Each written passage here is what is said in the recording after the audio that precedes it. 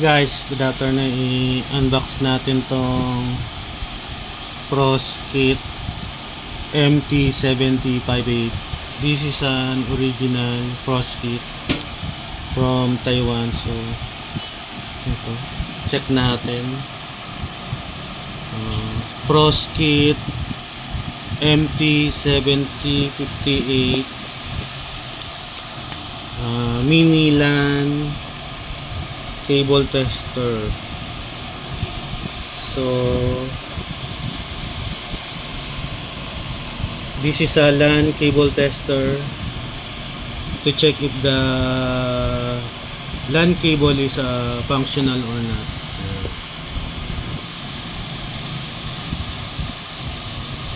So as you can see, let's unbox. So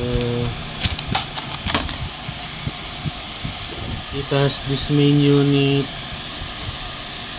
the Proskit. So it is a very small item. It's just like the length of your finger. So this is the main item. This main item. Then it has like a pouch or a mini belt bag, so you can place in your belt. Then it has its manual. So mga ka-soldering. So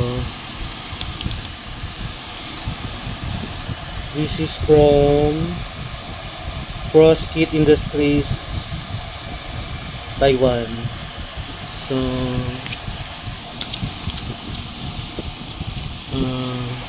wait lang. Then meron siyang kasamang, it has an adapter. Then it has its battery. So yun yung battery niya.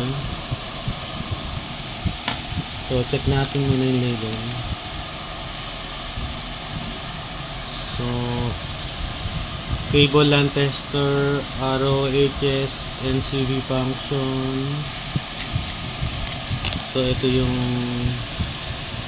non-contact detector, one touch function, multi-function, mini LAN cable tester. So complies with CE safety standard. Automatically detects good connection, opens, crosswires and spill pairs. Test RJ45, 10 base T, token ring RJ11, RJ12. Pwede sa RJ45 yung common, then RJ11, RJ12, USOC and coaxial BNC cable. So pin to pin cable indicator, non-contact voltage detection. So ito yung pinaka main function niya, no? Traces wires with tone and remote lights, allows one person operation. So low power consumption with auto power off function to preserve battery. So circuit protection.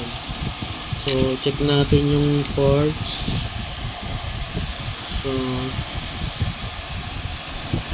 ito yung BNC connector. Ito yung mga parts niya. Then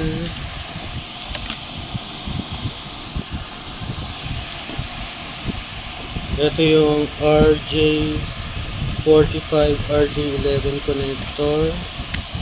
Then ito yung one touch push button. Then